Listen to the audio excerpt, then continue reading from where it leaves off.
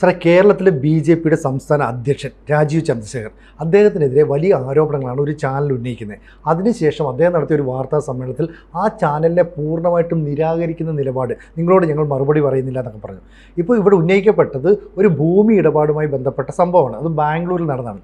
ഇതിൽ വാസ്തവമുണ്ടോ ഇല്ലയോ എന്നുള്ളത് അദ്ദേഹം തന്നെ തുറന്നു പറഞ്ഞാൽ പ്രശ്നം തീരുമെന്ന് കരുതുന്ന ഒരുപാട് പേരുണ്ട്. സാർ എങ്ങനെയാണ് അതിനെ വിലയിരുത്തുക? ഇതെന്താണെന്ന് വെച്ചാൽ, ആ ചാനൽ പല കാരണങ്ങൾ കൊണ്ടും ചാനൽ മെസ്സിൽപ്പെട്ട് കിടക്കുകയാണ്. അതെ. അപ്പോൾ ചാനലിന് വേറെ എന്തെങ്കിലും കൊണ്ടുവന്നിട്ട് ഡൈവേർട്ട് ചെയ്യണം. സാധാരണ ഇതിൽ CPM ചെയ്യുന്ന ഒരു പരിപാടിയാണത്.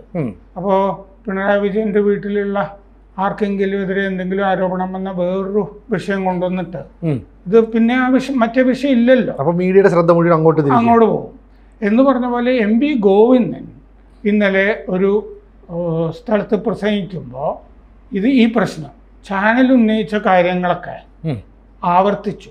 MP ഗോവിന്ദൻ ഈ ഭൂമി ഇടപാടിൻ്റെ കാര്യമൊക്കെ ആവർത്തിച്ചു. അപ്പോൾ ഈ ഭൂമി ഇടപാടിൽ എന്താണ് വാസ്തവം എന്നുള്ളത് നമ്മൾ നോക്കണമല്ലോ. ഞാൻ ഈ സുപ്രീം കോടതി വിധിയൊക്കെ ഇത് സംബന്ധിച്ചിട്ടുള്ളതൊക്കെ ഞാൻ വായിച്ചു നോക്കി.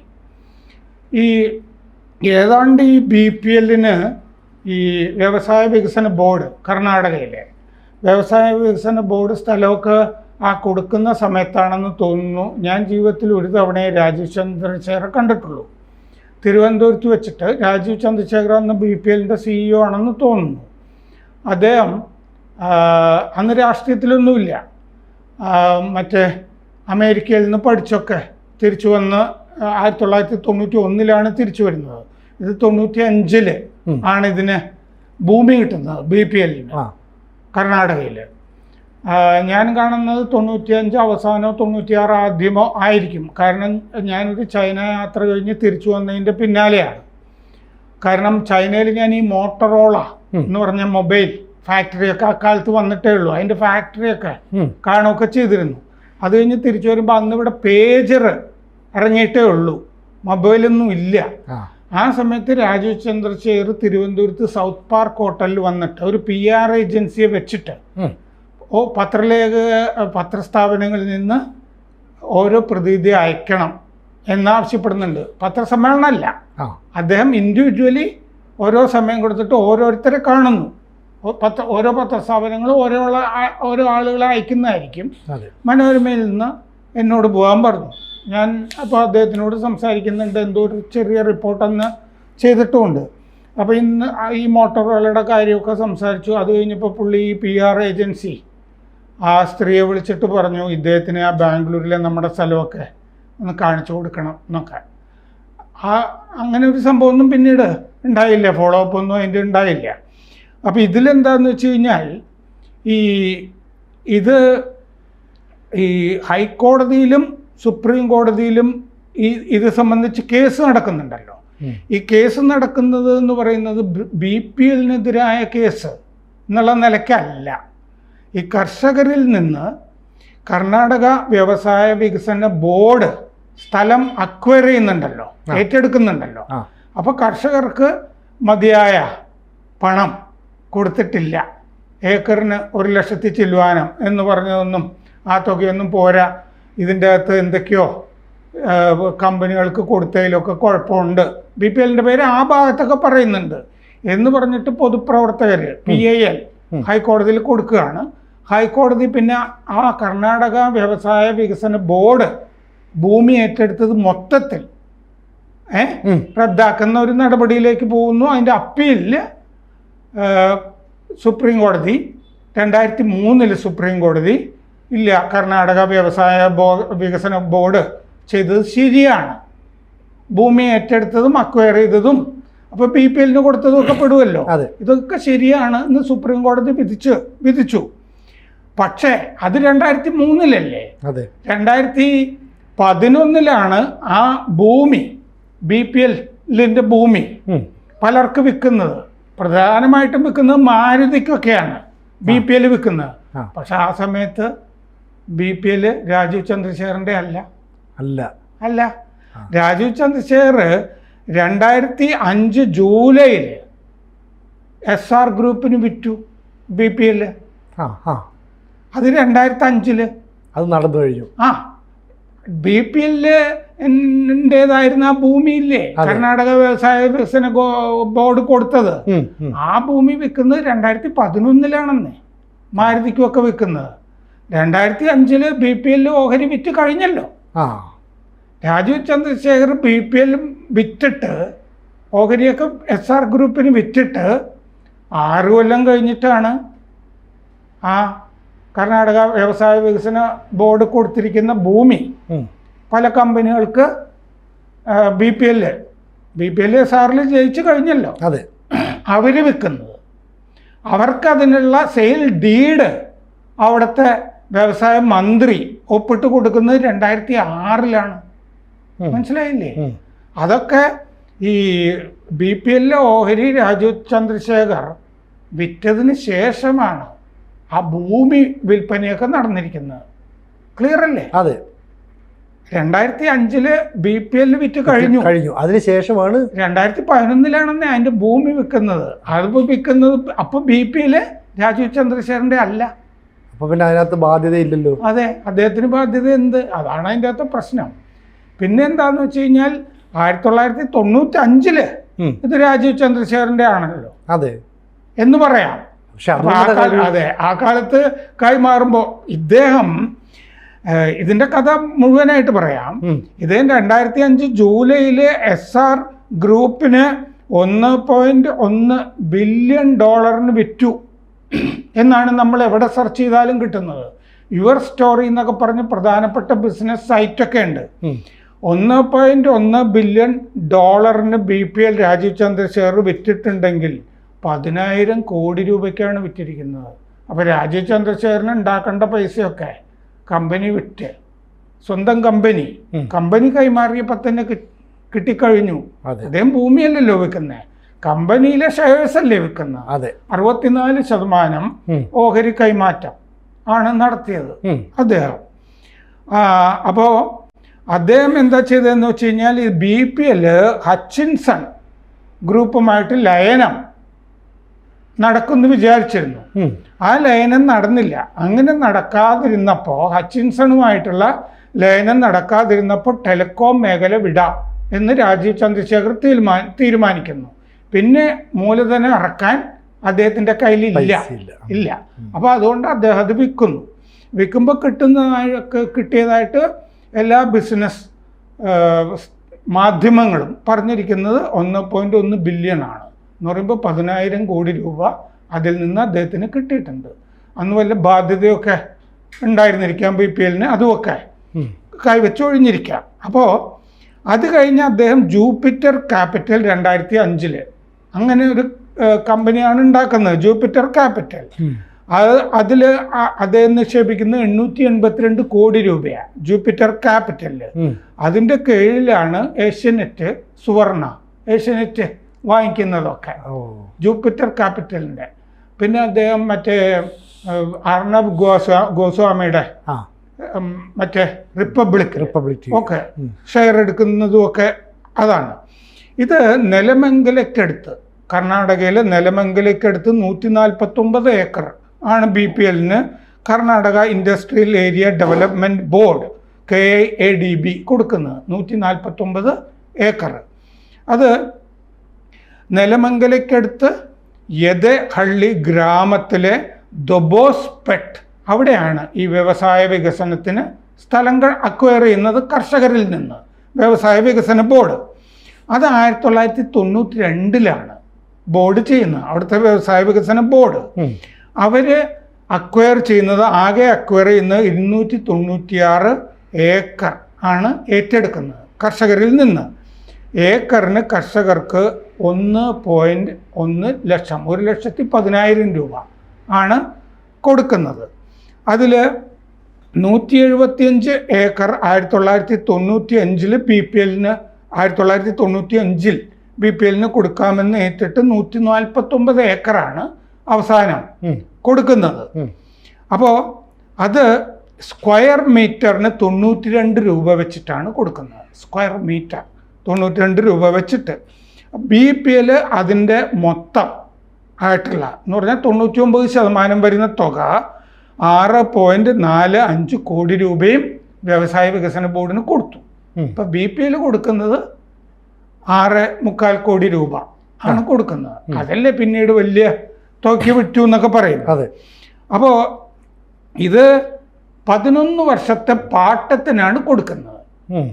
അത് 1995 1995 കഴിഞ്ഞ് 11 വർഷം എന്ന് പറയുമ്പോൾ 2006 അല്ലേ? 2006-ലാണല്ലോ. 2006 ആകുമ്പോഴേക്കും അതിൽ നിന്ന് ഒഴിഞ്ഞു കഴിഞ്ഞു രാജീവ് ചന്ദ്രശേഖർ.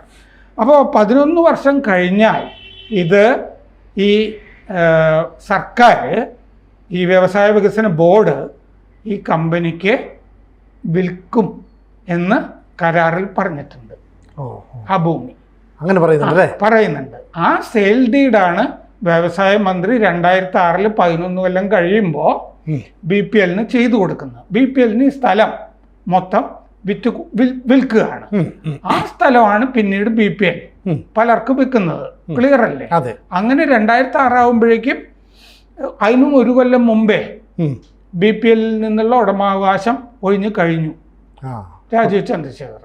അദ്ദേഹം അല്ല ഭൂമി വിൽക്കുന്നത്. അപ്പോൾ ഇതിൻ്റെ അകത്ത് ഭൂമി മൊത്തത്തിൽ കർഷകരിൽ നിന്ന് അക്വയർ ചെയ്തത് 1 വർഷം ആകുമ്പോഴേക്കും ഇത് ഹൈക്കോടതിയിൽ കൊണ്ടുപോയി പൊതു താല്പര്യ ഹർജി വന്നു. അപ്പോൾ അത് ഇങ്ങനെ അക്വയർ ചെയ്തത് അത് BPLനെതിരെ മാത്രമല്ല, മൊത്തത്തിൽ കർഷകരെ പറ്റിച്ചു എന്ന് പറയുന്ന കേസാണ്. അപ്പോൾ ഹൈക്കോടതി വിധിച്ചത് BPLൻ്റെ 30 ഏക്കർ, BPLന് 30 ഏക്കർ മാത്രം കൊടുത്തിട്ട് ബാക്കി റീസെയിൽ ചെയ്യാം. BPLൻ്റെ സ്ഥലത്തിന് ഏക്കറിന് 8 ലക്ഷം രൂപ നിരക്ക് ചുമത്തുക. മുമ്പത്തെ തുക പോരാ, 8 ലക്ഷം ചുമത്തുക. BPLന് ചുമത്തിയിരുന്ന ഏക്കറിന് 3.72 ലക്ഷമാണ്. അത് 8 ലക്ഷമാക്കി കൂട്ടുക. ഇതാണ് ഹൈക്കോടതി വിധിച്ചിരുന്നത്. അപ്പോൾ ആ ഹൈക്കോടതി വിധി സുപ്രീം കോടതി 2003 തന്നെ റദ്ദാക്കുന്നുണ്ട്. അതായത് 2005-ലാണല്ലോ ഓഹരി വിൽക്കുന്നത് മൊത്തം. അതിനും 2 കൊല്ലം മുമ്പേ സുപ്രീം കോടതി ആ സ്ഥലം BPLന് കൊടുത്തതൊക്കെ ശരിയെന്ന് വിധിച്ചു കഴിഞ്ഞു. അതാണ് പറയുന്നത്, സുപ്രീം കോടതി വരെ കൈയൊഴിഞ്ഞൊരു സംഭവമാണ് അത് ആ അർത്ഥത്തിൽ. അപ്പോൾ അങ്ങനെ 2003 സുപ്രീം കോടതി, അപ്പോൾ ലോ ഓഫ് ദി ലാൻഡ് ആണല്ലോ പിന്നെ സുപ്രീം കോടതി വിധിച്ചു കഴിഞ്ഞാൽ തീർന്നല്ലോ അവിടെ. അപ്പോൾ KIADB ഈ വ്യവസായ വികസന ബോർഡ് BPL പിന്നീട് രാജീവ് ചന്ദ്രശേഖറിൻ്റെ കയ്യിൽ നിന്നൊക്കെ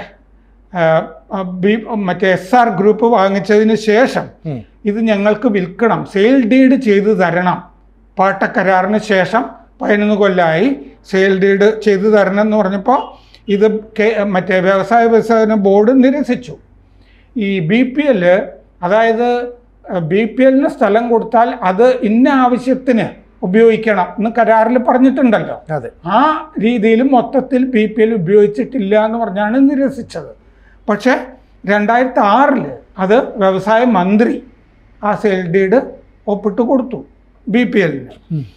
അപ്പോൾ 1994-ലാണ് BPL മൊബൈൽ ആദ്യത്തെ രാജ്യത്തിലെ മൊബൈലല്ലേ അത് വരുന്നത്. 1994 മൊബൈൽ വരുന്നു. ആദ്യത്തെ മൊബൈൽ ഓപ്പറേറ്ററാണ് BPL. അപ്പോൾ രാജീവ് ചന്ദ്രശേഖർ ആ സമയത്തൊക്കെ അതിൻ്റെ മേധാവിയാണ്.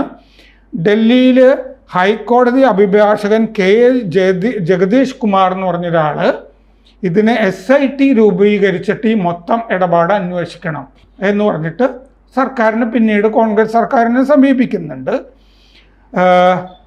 ഈ വ്യവസായ വികസന ബോർഡ് ഭൂമി കൊടുത്തത് ശരിയല്ല എന്ന് പറഞ്ഞിട്ട് വ്യവസായ മന്ത്രി MB പാട്ടീലിന്, റവന്യൂ മന്ത്രി കൃഷ്ണ ബൈരഗൗഡയ്ക്കുമൊക്കെ അയാൾ കൊണ്ടുപോയി പരാതി കൊടുത്തു. അയാളെയാണ് ഈ റിപ്പോർട്ടർ ചാനലൊക്കെ പോയി കാണുന്നതും ഞങ്ങളുടെ കയ്യിൽ മറ്റേ രേഖയുണ്ടെന്നൊക്കെ പറയുന്നതൊക്കെ. അപ്പോൾ ആ കേസിൽ പിന്നെ വരുന്നത് അജിത് ഗോപാൽ നമ്പ്യാർ, TPG നമ്പ്യാറിൻ്റെ കുടുംബത്തിലെ രാജീവ് ചന്ദ്രശേഖറിൻ്റെ ഭാര്യ അഞ്ജു, TPG നമ്പ്യാരുടെ BPL നമ്പ്യാരുടെ മകള് മുൻ മന്ത്രി കട്ട സുബ്രഹ്മണ്യൻ നായിഡു. ഈ മന്ത്രിയാണ് സെയിൽ ഡീഡ് ചെയ്തു കൊടുത്തത് 2006. അതുകൊണ്ടാണ് മന്ത്രി ഈ പരാതിയിൽ പേര് വരുന്നത്. ഭൂമി വികസിപ്പിച്ചില്ല എന്നൊക്കെയാണ് ആരോപിക്കുന്നത്. പക്ഷെ BPL ഇപ്പം ഇറക്കിയ വിശദീകരണക്കുറിപ്പിലും ഇതിൽ രാജീവ് ചന്ദ്രശേഖറിന് ബന്ധമില്ല. 450 കോടി രൂപ ഞങ്ങൾ ഈ ഭൂമിയിൽ 1996, 2004 കാലത്ത് ചെലവാക്കിയിരുന്നു. ടെലിവിഷൻ നിർമ്മാണത്തിന്, ബാറ്ററി നിർമ്മാണത്തിന്, BPL colour TV, tube, television tube, battery നിർമ്മാണ യൂണിറ്റ്, ഇതിനെല്ലാം കൂടി ഞങ്ങൾ ചിലവാക്കിയിട്ടുണ്ടെന്ന് ഇതിൽ തന്നെ പറയുന്നുണ്ട്. 450 കോടി രൂപ. 1996 ഏപ്രിൽ 17 ഇത് പാട്ടം അവസാനം കരാറൊക്കെ ആയത്. ഇനി വിറ്റ കാര്യം, രാജീവ് ചന്ദ്രശേഖർ ഓഹരിയൊക്കെ SRന് വിറ്റ ശേഷമാണ് ഈ ഭൂമി വിൽപ്പന നടന്നിരിക്കുന്നതെന്ന് ഞാൻ പറഞ്ഞില്ലേ. ആ ഭൂമി വിൽപ്പന എങ്ങനെയാണ് നടന്നതെന്നും പറയാം. അത് 2011 2011 മാരുതി സുസുക്കിക്ക് 87 ഏക്കർ 2011 ഫെബ്രുവരി 25 വിറ്റു. 275.47 കോടി രൂപയ്ക്കാണ് വിറ്റത് എന്ന് പറഞ്ഞാൽ ഇതൊക്കെ വലിയ തുകയാണ്. കാരണം BPL ഏക്കറിന് 3.72 ലക്ഷം വെച്ചല്ലേ കിട്ടിയിരിക്കുന്നത്. അപ്പോൾ മാരുതിക്ക് വേറൊരു സ്ഥലം കൂടി വിറ്റു, 33 ഏക്കർ. അത് 2009-10 31 കോടി രൂപയ്ക്ക് വിറ്റു. പിന്നെ 3 ഏക്കർ BOC ഇന്ത്യക്ക് വിറ്റു 2011 4 കോടി രൂപയ്ക്ക്. 25 ഏക്കർ ജിൻഡാൽ അലൂമിനിയത്തിന് വിറ്റു. അത് 2011 31.5 കോടി രൂപയ്ക്ക്. അപ്പം ഞാൻ ഈ കഥയുടെ ചുരുക്കം പറഞ്ഞാൽ 2005 ജൂലൈയിൽ 64% ഓഹരിയും രാജീവ് ചന്ദ്രശേഖർ BPLന്റെ വിറ്റ് കഴിഞ്ഞു. അത് പിന്നെ SR ഗ്രൂപ്പിൻ്റെ ഉടമസ്ഥതയിലാണ്. SR ഗ്രൂപ്പാണ് 2011 സ്ഥലം വിൽക്കുന്നത്, ഭൂമി വിൽക്കുന്നത്. ആ ഭൂമിക്കുള്ള സെയിൽ ഡീഡ് കർണാടക സർക്കാർ ചെയ്തു കൊടുക്കുന്നത് രാജീവ് ചന്ദ്രശേഖർ ഓഹരിയൊക്കെ വിറ്റ് 1 കൊല്ലത്തിന് ശേഷം 2006 ആണ്. ഇതാണ് വസ്തുത. രേഖകൾ വായിക്കുമ്പോൾ മനസ്സിലാകുന്നത്. സുപ്രീം കോടതി വിധിയും ഞാൻ കുത്തിയിരുന്ന് വായിച്ചതാണ്. അതിൻ്റെ സമ്മറി തന്നെ ആദ്യ ഭാഗത്തുണ്ട്. ഹൈക്കോടതിയിൽ കേസ് ഇങ്ങനെയായിരുന്നു, ഇന്ന ആളുകൾ പരാതി കൊടുത്തതാണ് എന്നൊക്കെ. ഇനി ഇത് അവസാനമായിട്ട് ഇത് അസംബ്ലിയിൽ ഇത് ഉന്നയിച്ചിരുന്നു. അസംബ്ലിയിൽ ഉന്നയിച്ച കൂട്ടത്തിൽ ഒരു BJP MLA ഉണ്ടായിരുന്നു. ഈ സുപ്രീം കോടതി വിധിച്ച ഒരു സംഭവം ലോകായുക്തയ്ക്ക് വിടാമോ എന്നുള്ള കാര്യം പരിശോധിക്കാമെന്ന് സിദ്ധരാമയ്യ പറഞ്ഞിട്ട് ഈ പ്രശ്നം ലോകായുക്തയ്ക്ക് വിട്ടിട്ടുണ്ട്. ലോകായുക്തയുടെ മുന്നിൽ ഇതുണ്ട്. അതായത് ഇതിങ്ങനെ ഇത് ഓഹരിയൊക്കെ വെച്ചൊഴിഞ്ഞെങ്കിലും 2006 ആണല്ലോ ഇത് സെയിൽ ഡീഡ് നടക്കുന്നത്. BPLന് ഈ സ്ഥലം മുഴുവൻ കർണാടക സർക്കാർ കൊടുക്കുന്നത് 2006 അങ്ങനെ ആ മന്ത്രി ആ കരാറിലൊക്കെ ഒപ്പുവെച്ചതിൽ എന്തെങ്കിലും കുഴപ്പമുണ്ടോ, BPLന് കൊടുത്തതിൽ കുഴപ്പമുണ്ടോ എന്നൊക്കെ ലോകായുക്തയ്ക്ക് പരിശോധിക്കാം. പക്ഷെ അപ്പോഴും അത് വിറ്റതിന് ശേഷമാണ്. വിൽക്കുമ്പോഴും ഈ പ്രശ്നം നിലനിൽക്കുന്നുണ്ടോ എന്നുള്ള കാര്യമൊക്കെ പരിശോധിക്കാമല്ലോ. രാജീവ് ചന്ദ്രശേഖർ SR ഗ്രൂപ്പിന് വിറ്റതാണ്, അന്ന് അദ്ദേഹത്തിന് ഇത്രയും പൈസ കിട്ടിയതാണല്ലോ. അതൊക്കെ നമ്മൾ പറഞ്ഞല്ലോ, 1.1 ബില്യൺ എന്നൊക്കെ ഉള്ളത്. അപ്പോൾ ആ സമയത്ത് നിലനിൽക്കുന്നു എന്നുള്ളതുകൊണ്ട് രാജീവ് ചന്ദ്രശേഖറിന് ഇതിൻ്റെ ഉത്തരവാദിത്വം ഉണ്ടോ? ലോകായുക്ത മുമ്പിലുണ്ടല്ലോ, പരിശോധിക്കട്ടെ. പക്ഷേ രാജീവ് ചന്ദ്രശേഖർ എന്തിനാണ് ഈ മാധ്യമപ്രവർത്തകരോട് ഈ ശുഭിതനാകുന്നത്? അതെനിക്ക് മനസ്സിലായിട്ടില്ല. ഞാനിപ്പോൾ പറഞ്ഞാൽ പോരെ? അല്ലേ? അതെ. അപ്പോൾ അങ്ങനെ അദ്ദേഹം മാധ്യമരംഗത്തുള്ള ആളല്ലേ. അതിപ്പോൾ ലോകായുക്തയുടെ മുമ്പിൽ കിടക്കുകയാണ്. നിങ്ങൾക്കറിയാമല്ലോ, നിങ്ങൾക്ക് നോക്കി അറിയാമല്ലോ, ലോകായുക്ത എന്താണെന്ന് വെച്ചാൽ ചെയ്യട്ടെ അല്ലേ എന്ന് പറയേണ്ട കാര്യമല്ലേ ഉള്ളൂ. അതാണ് എനിക്ക് മനസ്സിലാകാത്തത്. അദ്ദേഹത്തിന് സുരേഷ് ഗോപി ബാധിച്ചിട്ടുണ്ടോ എന്നുള്ളത് എനിക്കറിയില്ല. കൂടുതൽ വാർത്തകളും വിശേഷങ്ങളും നിങ്ങളിലേക്ക് എത്താൻ ABC മലയാളം സബ്സ്ക്രൈബ് ചെയ്യുക, ബെൽ ബട്ടണും അമർത്തുക.